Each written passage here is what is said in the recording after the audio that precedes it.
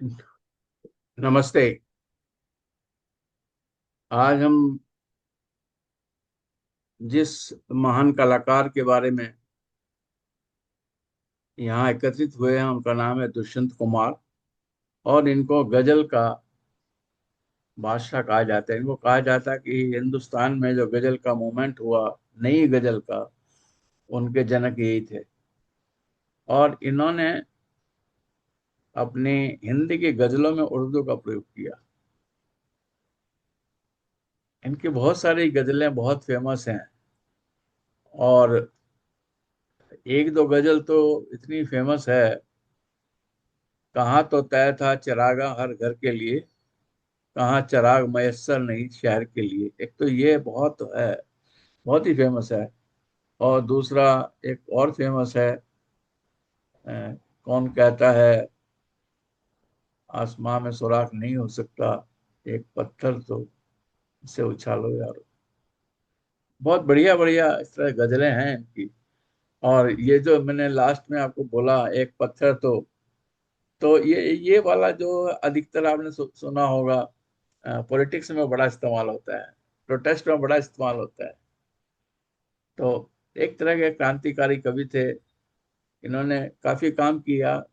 उम्र तो ज्यादा नहीं रही, 42 ईयर्स, केवल 42 साल की उम्र में इनका देहांत हो गया। इन्होंने ऑल इंडिया रेडियो, दूरदर्शन में भी काम किया, जिससे इनको एक प्लेटफॉर्म मिला अपनी बात कहने का। और ये जो इनकी जितनी कविताएं हैं, उनमें आपको मिलेगा कि एक चाहते थे कि एक सामाजिक परिवर्तन हो। तो दुष्यंत कुमार के बारे में बताने के लिए आज सुनीता जी हमारे साथ हैं। सुनीता सिंह, ये हैं भवन से, रेणुकूट स्कूल से, हिंदी की अ, प्रख्यात शिक्षिका हैं। बहुत अच्छा पढ़ाती भी हैं और हमारे बहुत सारे कार्यक्रमों में सक्रिय भाग भी लेती हैं। तो मैं सुनीता जी से अनुरोध करूंगा कि आप दुष्यंत सिंह के बारे में, दुष्यंत कुमार जी के बारे में कुछ और विस्तृत जानकारी हमें दें। तो सुनीता जी, आपका स्वागत है। बहुत बहुत आभार सर, धन्यवाद। सभी को, यहाँ जितने भी लोग वेबिनार इस कार्यक्रम में मौजूद हैं, सभी को नमस्ते, प्रणाम। मैं एक बार फिर से आप लोग के समक्ष हूँ। और यदि इस कार्यक्रम में कुछ त्रुटि हो जाए तो पहले ही क्षमा मांगती हूँ। कोशिश मेरी यही रहेगी कि दुष्यंत कुमार जी की जीवनी से आप लोग को रूबरू करा सकूं।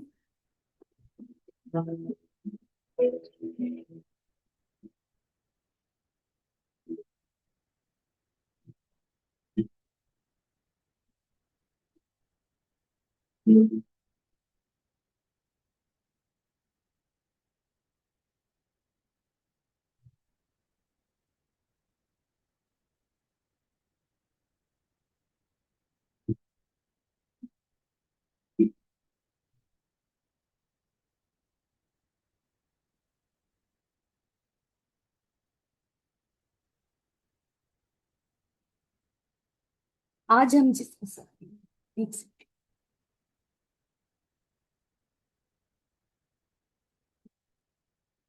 आज हम एक ऐसे कवि की बात करेंगे जिनकी कलम ने न केवल समाज की पीड़ा और जीवन की सच्चाई को उजागर किया, बल्कि मानवीय भावनाओं की गहराई को भी बखूबी उकेरा। कवि दुष्यंत कुमार, उनके शब्दों में छुपी संवेदनाएं आज भी हमारे हृदय में हलचल पैदा करती हैं, हमारी सोच को झकझोरती हैं और हमें अपने समाज और अपने जीवन पर गौर करने को प्रेरित करती हैं। उनकी कविताएं और गजलें सिर्फ साहित्य नहीं, बल्कि अनुभव और एहसासों का संसार है, जिसमें हर पाठक अपनी पहचान, अपने दर्द और अपने उम्मीद को ढूंढ सकता है। आज इस वेबिनार में हम उनके जीवन, उनकी रचनाओं और उनके अमिट साहित्यिक योगदान पर चर्चा करेंगे, ताकि उनकी कलम की आवाज हमारे भीतर और अधिक गूंज सके। उन्हीं की कलम के माध्यम से लिखी एक रचना है उनकी, मैं जिसे ओढ़ता बिछाता हूँ, मैं जिसे ओढ़ता बिछाता हूँ, वो गजल आपको सुनाता हूँ। एक जंगल है तेरी आंखों में, मैं जहां राह भूल जाता हूँ। तो किसी रेल सी गुजरती है, मैं किसी पुल सा थरथराता हूँ। ये गजल ऐसी है जिसको शमशान, एक मूवी है, विकी कौशल जी का मूवी है, जो भी 3-4 साल पहले ही ये मूवी बनाया गया, जिसमें इसको इस गजल का प्रयोग उसमें गीत के संगीत के रूप में प्रयोग किया गया इस गजल का। दुष्यंत कुमार, उनकी मंजी हुई जबान, कसे हुए छंद, बंकिम भंगिमा, नया तेवर और कसी हुई अभिव्यक्ति, यह सब तो था ही, पर सबसे बड़ी बात यह थी कि ये गजलें एक ऐसे आदमी की प्रामाणिक पीड़ा भरी आवाज है जो अपने इस मुल्क को, अपनी इस दुनिया को बेहतर प्यार करता रहा। डॉक्टर धर्मवीर भारती दुष्यंत कुमार जी के लिए कहते हैं, दुष्यंत कुमार एक कालजयी कवि थे और ऐसे कवि समय काल में परिवर्तन होने के बाद भी प्रासंगिक बने रहते हैं। इनकी कविता एवं गजल के स्वर आज भी संसद से सड़क तक गूंजते हैं। इन्होंने हिंदी साहित्य में काव्य, गीत, गजल, कविता, नाटक, उपन्यास, कथा आदि अनेक विधाओं में लेखन किया, लेकिन उन्हें गजल में सर्वाधिक लोकप्रियता प्राप्त हुई। आइए देखते हैं दुष्यंत कुमार की जीवनी के बारे में कुछ। दुष्यंत कुमार का जन्म सन 1931 में रायपुर, नवादा जिले, बिजनौर, उत्तर प्रदेश में त्यागी परिवार में हुआ। इनके पिता का नाम भगवत सहाय एवं माता का नाम श्रीमती राम किशोरी देवी था। इन्होंने प्राथमिक शिक्षा अपने गांव के स्कूल में प्राप्त कर मुजफ्फरनगर से हाई स्कूल परीक्षा उत्तीर्ण की। चंदौसी कॉलेज से इंटरमीडिएट कर इलाहाबाद विश्वविद्यालय से बीए और हिंदी साहित्य से एमए किया। कुछ दिनों तक डॉक्टर बाहरी के साथ शोध छात्र के रूप में भी रहे। मुरादाबाद से बीएड किया और पहली नौकरी किरतपुर के इंटर कॉलेज में शिक्षक के रूप में प्रारंभ की। चंदौसी में पढ़ते समय ही सन 1949 में इनका विवाह हो गया था। उस समय वे काव्य रचना करने लगे थे और अपने नाम के साथ परदेशी लगाते थे। उससे पहले कुछ रचनाएं विकल और नवादिया नाम से भी लिखी। सन 1958 में आकाशवाणी दिल्ली के हिंदी वार्ता विभाग में इन्हें स्क्रिप्ट राइटर की नौकरी मिल गई, जिसमें श्री हरिवंश राय बच्चन का बहुत बड़ा योगदान था। उन्हीं के सहयोग से ये नौकरी इन्हें प्राप्त हुई थी। सन 1960 में दिल्ली से भोपाल के आकाशवाणी केंद्र में तबादला हुआ। 2 ही वर्षों के बाद आकाशवाणी की नौकरी छोड़ दी और मध्य प्रदेश के भाषा विभाग के सहायक संचालक पद पर नियुक्त हुए। कुछ समय के लिए प्रतिनियुक्ति पर वहां के आदिम जाति कल्याण विभाग की नौकरी की। इन्होंने अपने गांव में नए ढंग की खेती भी करवाई। 1975 के आपातकाल के समय उनका कवि मन अत्यंत क्षुब्ध और आक्रोशित हो उठा, जिसकी जीवंत अभिव्यक्ति हमें उनकी गजलों के रूप में मिलती है। दुष्यंत कुमार ने बहुत कम समय में वह लोकप्रियता प्राप्त कर ली थी जो हर किसी को नहीं मिलता। उन्होंने हिंदी गजल को एक नई पहचान दी और उसे आम आदमी की आवाज बनाया, जिसके लिए वे साए में धूप नामक अपने गजल संग्रह के लिए जाने जाते हैं। भारत सरकार द्वारा उनके सम्मान में डाक टिकट जारी करवाया गया। दुष्यंत कुमार स्मारक पांडुलिपि संग्रहालय में उनकी धरोहरों को संभालने का प्रयास किया गया है। आइए इन कृतियों में से एक कृति को सुनते हैं।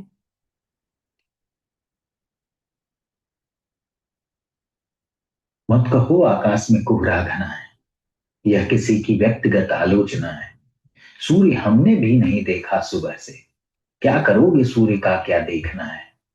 हर सड़क पर इस कदर कीचड़ बिछी है, हर किसी का पांव घुटनों तक सना है। पक्ष और प्रतिपक्ष सदन में मुखर है, बात इतनी है कि कोई पुल बना है। रक्त वर्षों से नसों में खौलता है, आप कहते हैं क्षणिक उत्तेजना है। हो गई हर घाट पर पूरी व्यवस्था, शौक से डूबे जिसे भी डूबना। मत कहो आकाश में कोहरा घना है। सही बात है, शौक से डूबे जिसे भी डूबना है। सही बात। दुष्यंत कुमार अपने गजलों को माध्यम बनाकर बहुत ही गूढ़ रहस्यमयी बातों को कह जाते थे। अब देखते हैं दुष्यंत कुमार की व्यक्तिगत जीवन परिचय। दुष्यंत कुमार जब हाई स्कूल के छात्र थे तब वे कविता रचना करने लगे थे। इन सब प्रारंभ इन इन पर प्रारंभ में प्रसाद पंत और अन्य छायावादियों का प्रभाव था। उन्होंने अपनी कच्ची पक्की कविताओं का हस्तलिखित संग्रह तैयार कर अपने आदर्श कवि सुमित्रानंदन पंत के चरणों में समर्पित कर दिए। 1955 में हैदराबाद से प्रकाशित कल्पना पत्रिका में उनकी रचना छपी। उसके बाद तो प्रतीक, निकष, संकेत, नई कविता आदि पत्रिकाओं में इनकी कविताओं का प्रकाशन समय समय पर होता रहा। सन 1957 में इनका कविता संग्रह सूर्य का स्वागत प्रकाशित हुआ। इसमें संकलित कविताओं को लेकर दुष्यंत की काफी प्रशंसा हुई। सन 1963 में आवाजों के घेरे में कविता संग्रह, सन 1964 में एक कंठ विस्फाई काव्य नाटक व छोटे छोटे सवाल उपन्यास प्रकाशित हुए। सन 1970 में आंगन में एक वृक्ष उपन्यास प्रकाशित हुआ। सन 1973 में दुष्यंत जी का तीसरा कविता संग्रह जलते हुए वन का वसंत शीर्षक से प्रकाशित हुआ और 1975 में इनकी अमर कृति साए में धूप गजल संग्रह का प्रकाशन हुआ। ये एक छवि है। दुष्यंत कुमार जी अपने परिवार के साथ हैं, त्यागी परिवार को, इनके माता पिता, पत्नी राजेश्वरी जी, भाई और बच्चे सभी लोग छवि में देख सकते हैं। अगला जो हमारा वीडियो, इसमें दुष्यंत कुमार की जीवनी का एक संक्षिप्त वर्णन है जो मैं दिखाना चाहूंगी। दुष्यंत का जन्म इसी जिले के राजपुर नवादा गांव में हुआ। गांव की ये कोठी दुष्यंत के परिवार की शान शौकत का लम्हा है। रौदीले पिता चौधरी कुंवर सहाय और मां राम किशोरी ने बेटे को जब ये नाम दिया तो सारी उम्र दुष्यंत पर फख्र करते रहे। रईसी ठाट बाट वाले पिता को उर्दू शायरी का शौक, लेकिन दुष्यंत पर असर पड़ा अपनी मां। वो एक शानदार महिला थी। दुष्यंत उन्हें बीवी कहते थे। नजीबाबाद में पढ़े, जिसके बाद नेहटौर और चंदौसी में पढ़ाई। वहां से 12वीं पास की। ये आजादी के एक साल बाद यानी 1948 की बात है। तब तक दुष्यंत तबीयत से कुछ कुछ आजाद नजर आने लगे थे। करियर से लेकर जाति मामलों में पिता से उनकी राय अलग दिखने लगी थी। अलबत्ता वो संस्कारों की सीमा नहीं जानती थी। इसी दौर में एक बड़ी घटना हुई जिसका जिक्र हम आगे करेंगे। फिलहाल तो पिता की समस्या बेटे पर जिम्मेदारियों का बोझ डालने की। इस वजह से उन्होंने 18 साल के दुष्यंत के लिए अपने एक परिचित परिवार की सुंदर सी लड़की देखी और 30 नवंबर 1949 को 16 साल की राजेश्वरी को दुष्यंत ब्याह कर घर ले आए। राजेश्वरी के प्यार में डूबे दुष्यंत ने शादी के अगले दिन यानी 1 दिसंबर को दुल्हन को एक कविता भेंट कर दी। उसका कुछ हिस्सा इस प्रकार है। वो चपल बालिका भूली थी, कर रही लाज का भार वहन, जिन्हें घूंघट पट से चमके दो लाज भरे सुरमई नयन। मेरी एक बड़ी बहन जो है, कजन जो थी मेरी, वो बिनौल में उनकी शादी हुई थी। तो वहां पर ये भी आते, ये तो कम आते जाते थे, पिताजी बहुत आते। तो उनसे पूछा होगा उन्होंने कि भाई आपका कोई बेटा है? तो बोला हाँ है। शादी लायक है? बोले हाँ है। तो बोले कि फिर हमारी एक बहन है, हमारी बड़ी बहन ने पूछा, बोले ठीक है देख लेंगे ऐसा कुछ। तो फिर सगाई वगाई हुई, शादी हो गई। और पिता अब दुष्यंत को डिप्टी कलेक्टर देखना चाहते थे, लेकिन दुष्यंत साहित्य में हाथ आजमाना चाहते थे। पढ़ाई पूरी नहीं हुई थी, पत्नी का खर्च भी उठाना था और पत्नी उस समय ज्यादा पढ़ी लिखी नहीं। दुष्यंत के पिता ने उनका भी एडमिशन करा दिया। वो ससुराल में रहकर पढ़ रही थी और दुष्यंत इलाहाबाद में कॉलेज की पढ़ाई के लिए जा पहुंचे। पिताजी दोनों का खर्चा उठा रहे थे। इलाहाबाद से हिंदी में एमए की पढ़ाई के दौरान ही वो सिविल लाइन्स इलाके में 2 कमरे का छोटा मकान किराए पर ले चुके थे। पत्नी को ले आए थे और बाद में पिता भी बन गए। आखिर पिता से कब तक पैसे लेते? किरतपुर के एक प्राइवेट कॉलेज में नौकरी भी मिल गई, लेकिन पैसे बहुत कम थे और मन नहीं लगा, सो नौकरी छोड़ दी और मुरादाबाद से बीटी किया। बीटी यानी कम से कम शिक्षक बनने की गारंटी तो थी ही। बेरोजगार दुष्यंत की मदद की हरिवंश राय बच्चन और ऑल इंडिया रेडियो दिल्ली में स्क्रिप्ट राइटर की नौकरी मिल गई। वेतन था 250 रुपए प्रति माह। जिंदगी करवट ले रही थी। दिल्ली के करोल बाग में हिंदी के जाने माने कवि भवानी प्रसाद मिश्र के साथ मिलकर एक मकान किराए पर ले गया। तब इन दोनों की कंपनी में मोहन राकेश और कमलेश्वर भी शामिल हो चुके थे। फिर तो इस चौकड़ी ने जमकर धमाल किया। परिवार भी बाद में साथ रहने आ गया, लेकिन महंगाई इतनी थी कि घर चलाना मुश्किल हो गया। उपाय खोजा गया। तय ये हुआ कि परिवार को मेरठ में रखें और वहां से रोज दिल्ली आए। खर्च इसलिए अधिक था क्योंकि छोटे भाई मुन्नू जी, पत्नी राजेश्वरी और बेटे बेटी सभी को पढ़ाने की जिम्मेदारी भी शुरू हो गई थी। इसी तरह दिन कट। इसी बीच भोपाल का बात बन गया और तब से दुष्यंत भोपाल हो गए। बड़े बेटे आलोक बैंक में और छोटे बेटे सेना में। बेटी अजनाब नहीं रही, वो एक दुर्घटना का शिकार हो। आलोक की पत्नी ममता अपने जमाने की मशहूर लेखक और पत्रकार कमलेश्वर की बेटी है। कमलेश्वर दुष्यंत के जिगरी दोस्त थे। भोपाल के टीटी नगर में ये परिवार दुष्यंत की यादों के साथ रहता है। ये घोषणा हो चुकी है, मेला लगेगा जहां पर, हर आदमी घर पहुंच कर कपड़े बदलने लगा है, फिर धीरे धीरे यहाँ का मौसम बदलने लगा है। स्कूल में शायद आठवीं में पढ़ रहे होंगे। अपने एक सौतेले भाई की जवानी में अकाल मौत के बाद उन्होंने कहानी लिखी आघात, एकदम शुरुआत की। तब वो दुष्यंत नारायण त्यागी विकल के नाम से लिखते थे और इसी कहानी को आधार बनाकर पहला उपन्यास लिखा, आंगन में एक वृक्ष। इसी दरमियान कुछ भाव कविताएं बनकर भी निकले, लेकिन किशोर मन उस समय बिलख उठा जब राष्ट्रपिता महात्मा गांधी की हत्या हुई। ये दिवस रहेगा याद सदा, इस दिन सारा जग रोया था, वो शांति देव, वो स्वर्गदूत, वो इसी दिवस को खोया था, वो कोष लुटा था इसी दिवस, युग युग से जिसे संजोया। और देखिए राष्ट्रपिता को दुष्यंत की एक और श्रद्धांजलि, ये कैसा भीषण वज्रपात, सहसा हृदय गति हुई मौन, विश्वास नहीं होता इस पर, ये बार बार कह रहा कौन, तो गया सदा के लिए आज, चिर अविनाशी से गांव संत, इस दुर्दिन में इस भारत की मानवता का हो गया अंत, है बिलक रहा जन जन का मन, गम में डूबे सब दिल दिगंत, कैसा स्वतंत्र स्वाधीन देश, कैसी होली कैसा बसंत। देश राष्ट्रपिता के अचानक चले जाने के दुख में डूबा हुआ है और दुष्यंत देश को जगा है, ये सोने का काल नहीं है, जागो देश पुकार रहा है। आज जवाहर सा सेनानी सारा बोझ संभाल रहा है और पटेल सा वीर तीर से दुश्मन को संहार रहा है।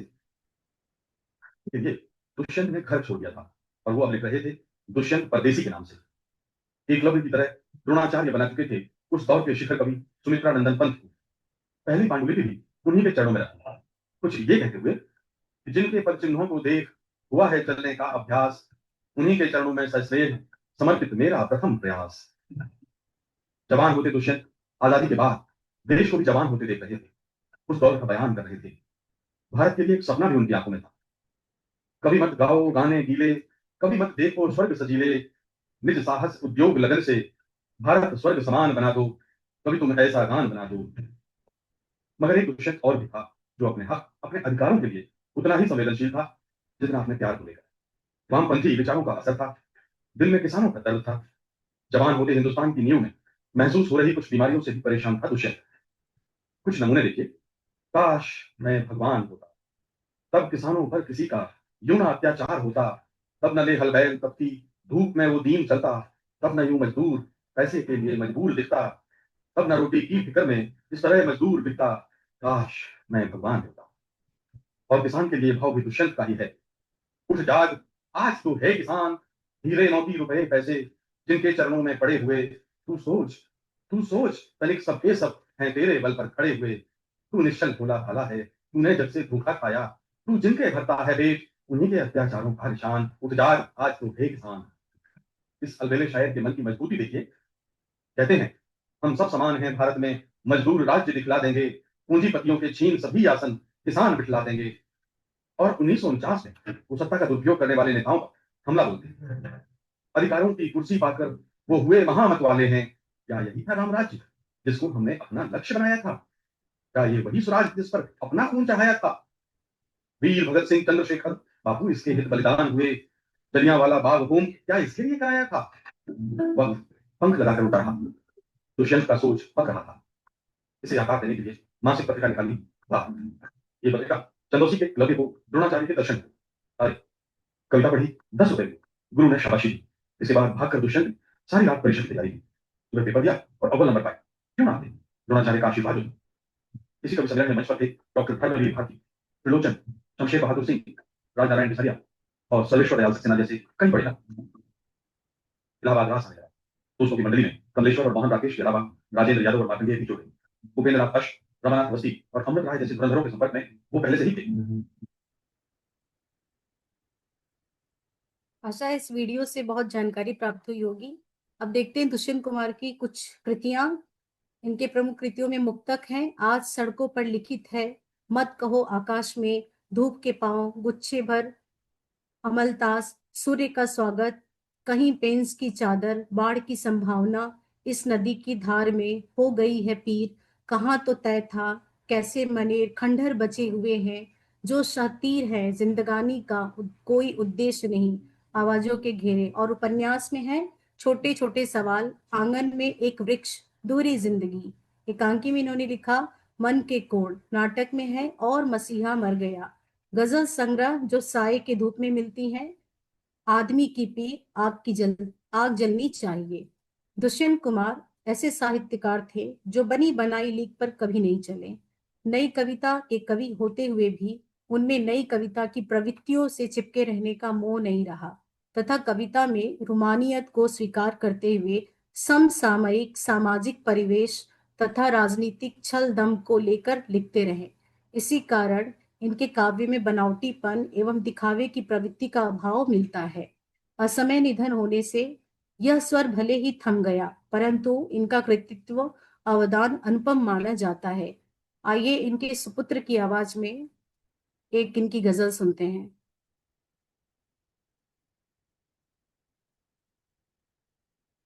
कोशिश है दुष्यंत प्रियदर्शन की फरमाइश पर हमारे सहयोगी हैं दुष्यंत की ये 4 पंक्तियां।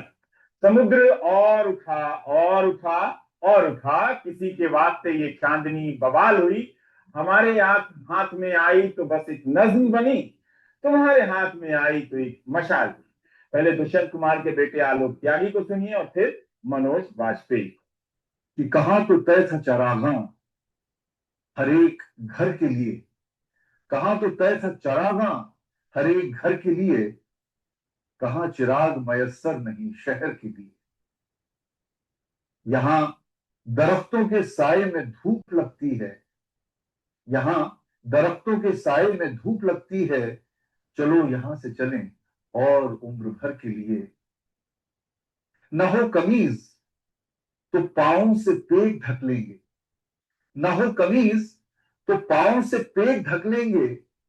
ये लोग कितने मुनासिब हैं इस सफर के लिए, ये लोग कितने मुनासिब हैं इस सफर के लिए।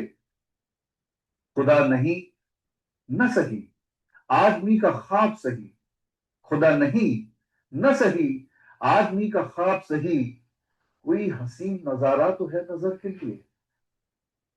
वे मुतमईन हैं कि पत्थर पिघल नहीं सकता, वे मुतमईन हैं कि पत्थर पिघल नहीं सकता, और मैं बेकरार हूं आवाज में असर के लिए, मैं बेकरार हूं आवाज में असर के लिए। और तेरा निजाम है सिलदे जुबान शायर की, तेरा निजाम है सिलदे जुबान शायर की। ये एहतियात जरूरी है इस बहर के लिए। जिए तो अपने बगीचे में गुलमोहर के तले, जिए तो अपने बगीचे में गुलमोहर के तले, मरे तो गैर की गलियों में गुलमोहर के लिए। हो गई। कहते हैं एक कवि का जो व्यक्तित्व है उसकी कृति में झलकता है। तो आइए देखते हैं दुष्यंत कुमार की व्यक्तित्व के बारे में। संवेदनशील और सहृदय। दुष्यंत कुमार एक बेहद संवेदनशील व्यक्ति थे जिनकी संवेदना आम आदमी की पीड़ा से जुड़ी थी। उनके छोटे छोटे कार्य भी उनकी गहरी सोच और सहानुभूति को दर्शाते थे। सहज और मस्तमौला अंदाज था। अपने जीवन में दुष्यंत कुमार एक सहज और मनमौजी व्यक्ति थे, निडर और ईमानदार। उन्होंने समाज और देश में कवि की भूमिका को पूरी ईमानदारी से निडरता के साथ निभाया। प्रगतिशील और विद्रोही स्वभाव के थे। उनकी कविताओं में प्रगतिशील विचार और व्यवस्था के प्रति एक विद्रोह स्वर झलकता था। आम आदमी की आवाज। दुष्यंत कुमार ने अपनी कविताओं में आम आदमी की समस्याओं, उनके शोषण और उनकी पीड़ा को मुख्य रूप से उठाया है। व्यवस्था पर प्रहार। उनकी गजलों ने तत्कालीन व्यवस्था की खामियों, महंगाई, भ्रष्टाचार और शोषण पर करारा प्रहार किया। दुष्यंत कुमार की काव्यगत विशेषताएं देखते हैं। हिंदी गजलों का शहंशाह जिसे माना जाता था, दुष्यंत कुमार को गजल लिखने की प्रेरणा शमशेर बहादुर सिंह से मिलती है। यद्यपि हिंदी में गजल विधा पर पहले भी कुछ कवियों ने लेखनी चलाई थी, परंतु दुष्यंत कुमार ने इस विधा को जो प्रखरता, संवेदना और परिवर्तनकारी लोक जागरण की भंगिमा प्रदान की, वह अपने आप में अनोखी मानी जाती है। प्रशासन की भ्रष्टाचारी व्यवस्था पर चोट उन्होंने अपनी रचनाओं के माध्यम से प्रशासन में व्याप्त भ्रष्टाचार पर बेबाक व्यंग किया। वे कहते हैं, इस सड़क पर इस कदर कीचड़ बिछी है, इस सड़क पर इस कदर कीचड़ बिछी है, हर किसी का पांव घुटने तक सना है। सामाजिक परिस्थितियों पर कटाक्ष। कवि ने दोहरी प्रवृत्ति के लोगों की निंदा की है। उन्होंने समाज में व्याप्त अनेक समस्याओं के लिए व्यवस्था पर तीखा व्यंग किया है तथा वे सामाजिक परिस्थितियों पर भी अपनी लेखनी चलाते रहे। समाज में पनप रही संवेदनशीलता और मानवीय संवेदनाओं के ह्रास पर वे कहते हैं, इस शहर में कोई बारात हो या वारदात, इस शहर में कोई बारात हो या वारदात, अब किसी भी बात पर खुलती नहीं है खिड़कियां। दुष्यंत कुमार आम आदमी की आवाज थे। कहते हैं दुष्यंत कुमार, आम आदमी की जो सोच थी वो दुष्यंत कुमार की गजलों में मिलती है। वास्तव में दुष्यंत कुमार आम आदमी के कवि हैं। कवि ने जलते हुए वन का वसंत संग्रह की कविताओं में आम आदमी की बेचैनी, वेदना, संबंधों के खोखलेपन, सामाजिक, राजनैतिक और नैतिक मूल्यों के प्रभाव की स्थितियां चित्रित की हैं। उन्होंने आम लोगों की पीड़ा को अपनी गजलों में स्थान दिया, उनके दुखों को गहराई से अनुभव किया और कहते हैं, हो गई है पीर पर्वत सी पिघलनी चाहिए, हो गई है पीर पर्वत सी पिघलनी चाहिए, इस हिमालय से कोई गंगा निकलनी चाहिए। सिर्फ हंगामा खड़ा करना मेरा मकसद नहीं, मेरी कोशिश है कि ये सूरत बदलनी चाहिए। वे एक ऐसे समाज की कल्पना करते थे जिसमें कोई अभाव में न रहे, किंतु उस समय देश में गरीबी थी, लोग अभाव में जीवन व्यतीत कर रहे थे, उन्हें भरपेट खाने को नहीं मिलता था। इन परिस्थितियों में दुष्यंत कुमार करा उठते हैं और कहते हैं, कहाँ तो तय था चरागाह हर एक घर के लिए, कहाँ चराग मयस्सर नहीं पूरे शहर के लिए, यहाँ दरख्तों के साये में धूप लगती है, चलो यहाँ से चले और उम्र भर के लिए। व्यापक काव्य चेतना, प्रयोगवादी और नए कवियों की संकीर्ण सीमाओं में उलझकर रह जाना दुष्यंत कुमार को अच्छा नहीं लगा। उनकी चेतना अपने युग, समाज और राष्ट्र की विभिन्न स्थितियों का पूरा सजीवता से वर्णन करती है। कहते हैं, हो गई हर घाट पर पूरी व्यवस्था, शौक से डूबे जिसे भी डूबना है, दोस्तों अब मंच पर सुविधा नहीं है, आजकल नेपथ्य में संभावना है। निष्क्रियता एवं व्यवस्था पर व्यंग, उन्होंने जनता को निष्क्रियता त्यागने की प्रेरणा दी। दुष्यंत कुमार को यह स्थिति पसंद नहीं थी कि जनता झूठे आश्वासन देने वाले नेताओं पर तालियां बजाएं। जिस तरह चाहो बजाओ इस सभा में, हम नहीं है आदमी हम झुनझुने हैं। नेताओं द्वारा झूठे आश्वासन दिए जाते हैं, उन्हें अपने उल्लू सीधे किए जाते हैं, पर जनता की मूलभूत आवश्यकताओं की भी पूर्ति करने की ओर वे ध्यान देने का कष्ट नहीं उठाते। इस बारे में व्यंग देखिए, और क्या किया है इन लोगों ने जो जीवन भर सभाओं में तालियां बजाते रहे, भूख की शिकायत नहीं की, थालों में सजे भाषण और प्रेस की कतरने खाते रहे। जिजीविषा जिजीविषा एवं संघर्ष का स्वर, दुष्यंत कुमार की गजलों में राजनीति, भ्रष्टाचार और आम जनता के में व्याप्त निराशा एवं कुंठा आदि की बात करते हुए जिजीविषा और संघर्ष करते रहने का भाव व्यक्त करते हुए कहते हैं, मानवीयता और पुरुषार्थ पर विश्वास रखते हुए उन्होंने निम्न मध्यम वर्ग के जीवन के प्रति संवेदना व्यक्त की है। रह रह आंखों में चुभती है पथ की निर्जन दोपहरी, आगे और बढ़े तो शायद दृश्य सुहावने आएंगे, थोड़ी आंच बची रहने दो, थोड़ा धुआं निकलने दो, कल देखेंगे कई मुसाफिर इसी बहाने आएंगे। आस्था, आशा एवं कर्मठता का स्वर, वे पलायनवादी कवि नहीं थे, उन्होंने परिस्थितियों के दबाव में पलायन को कभी नहीं चुना। एक चिंगारी कहीं से ढूंढ लाओ दोस्तों, इस दिए में तेल से भीगी हुई बाती तो है। वे विपरीत परिस्थितियों में धैर्य के साथ आगे बढ़ने की बात करते थे। उनका मानना था कि अगर साहस के साथ मुकाबला किया जाए तो कोई शक्ति आगे बढ़ने से रोक नहीं सकती। वे कहते हैं, कैसे आकाश में सुराख नहीं हो सकता, एक पत्थर तो तबीयत से चलाओ यारो। लोग कहते हैं कि ये बात कही कहने की, तुमने कह दी है, कहने की सजा लो यारो।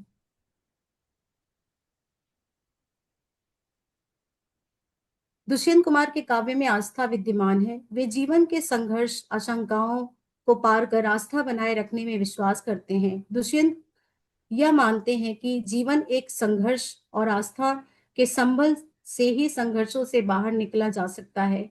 आस्था के साथ ही वे कर्म को महत्व देते हुए कहते हैं, दुष्यंत कविता में यही भाव व्यक्त करते हैं, कुंठित शस्त्र भले हो हाथों में, लेकिन लड़ता हुआ मरूं मैं। कवि कहना चाहता है कि जिंदगी जिस रूप में मिली है उसे उसी रूप में जीना है, उससे दूर नहीं भागना है। व्यक्ति वह है जो उज्जवल भविष्य के प्रति आश्वासन है। इस नदी की धार में ठंडी हवा आती तो है, नाव जर्जर ही सही लहरों से टकराती तो है, सामाजिक एवं राजनीतिक यथार्थ का चित्रण।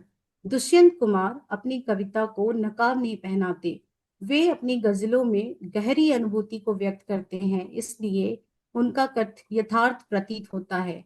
पाठकों को चौंका देना या वाहवाही प्राप्त करना उनका उद्देश्य नहीं होता। उनकी उनकी निम्नलिखित गजल क्या भाव व्यक्त करती है, देखिए। सिर्फ हंगामा खड़ा करना मेरा मकसद नहीं, मेरी कोशिश है कि ये सूरत बदलनी चाहिए। डॉक्टर गणपति चंद्र गुप्त के शब्दों में इसमें संदेह नहीं कि दुष्यंत कुमार धरती के यथार्थ में पूरी तरह जुड़े हुए व्यापक चेतना के कवि थे, इसलिए उनकी रचनाओं में दमित वासनाओं को कुंठाओं के स्थान पर समकालीन जीवन की विषमताओं का अंकन पूरी सहृदयता से प्राप्त होता है। दुष्यंत कुमार अमिताभ बच्चन के बहुत बड़े प्रशंसक थे। दुष्यंत कुमार ने बॉलीवुड महानायक अमिताभ बच्चन को उनकी फिल्म दीवार के बाद पत्र लिखकर उनके अभिनय की तारीफ की और कहा कि वह उनके फैन हो गए। दुष्यंत कुमार का वर्ष 1975 में निधन हो गया और उसी साल उन्होंने यह पत्र अमिताभ जी को लिखा। यह दुर्लभ पत्र हाल ही में उनकी पत्नी राजेश्वरी त्यागी ने उन्हीं के नाम से स्थापित संग्रहालय को सौंपा है। कवि दुष्यंत कुमार का जीवन अत्यंत सजीव और भावपूर्ण रहा, पर उनका साथ बहुत जल्दी छूट गया। 30 दिसंबर 1975 को भोपाल में हृदयघात के कारण वे हमसे दूर चले गए, जब उनकी उम्र केवल 44 वर्ष की थी। उनकी अचानक और असमय मृत्यु ने हिंदी साहित्य जगत को गहरे आघात में डाल दिया। उनकी कविताओं और गजलों में जीवन की सच्चाई, दर्द और समाज की पीड़ा इतनी जीवंत थी कि उनका जीवन एक खालीपन और गहरी संवेदना को छोड़ता है और आज भी पाठकों के दिलों में राज करता है। आइए उन्हीं के द्वारा लिखी हुई एक गजल को सुनते हैं।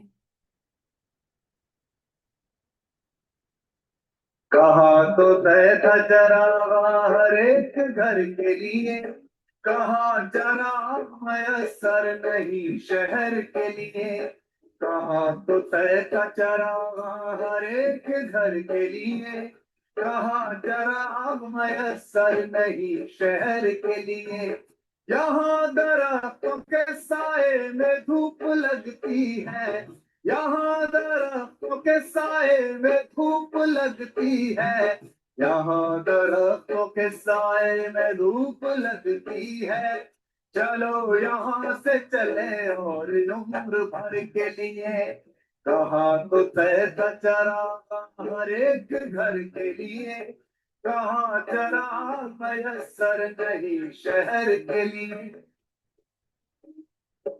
मुतमईन है कि पत्थर पिघल नहीं सकता, वो मुतमईन है कि पत्थर पिघल नहीं सकता, वो मुतमईन है कि पत्थर पिघल नहीं सकता।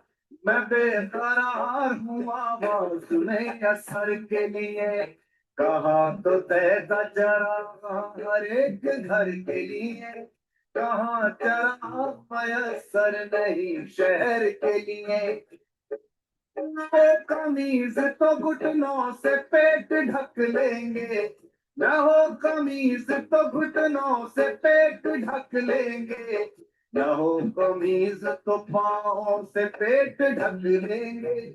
ये लोग कितने मुनासिब है इस सफर के लिए। कहा तो तय था चरा हर एक घर के लिए, कहा चरा मयसर नहीं शहर के लिए। नहीं न सही आदमी का ख्वाब सही, खुदा नहीं न सही आदमी का ख्वाब सही, खुदा नहीं न सही आदमी का ख्वाब सही। कोई हसीन नजारा तो है नजर के लिए। कहा तो तय था चरा हर एक घर के लिए, कहा चरा मयसर नहीं शहर के लिए।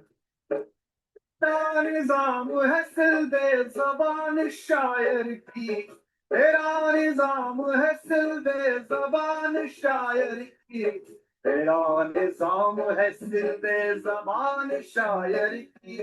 ये एहतियात जरूरी है इस बहर के लिए। कहा तो तय था चरा हर एक घर के लिए, कहाँ जरा मयसर नहीं शहर के लिए।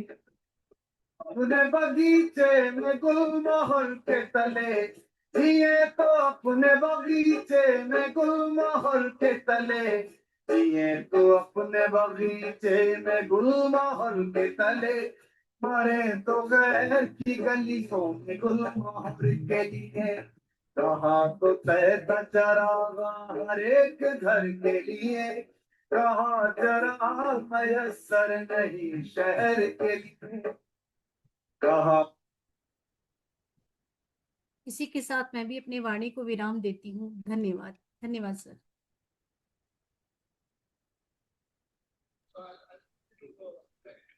धन्यवाद मैडम, बहुत बहुत धन्यवाद। बहुत सुंदर आपने बताया। और मुझे उम्मीद है कि हमारे जो दर्शक हैं, हमारे जो लोग देख रहे हैं, उन सबको अच्छा लगा होगा। सभी लोगों का बहुत बहुत धन्यवाद। और आपकी सुनीता जी, आपके कंप्यूटर टीम जो आपके साथ है, उनका भी बहुत बहुत धन्यवाद। और आशा है कि भविष्य में भी आप और अच्छे इस तरह की चीजें हमें बताएंगे। सो सभी का बहुत बहुत धन्यवाद। Thank you very much. God bless you. Thank you sir. Thank you.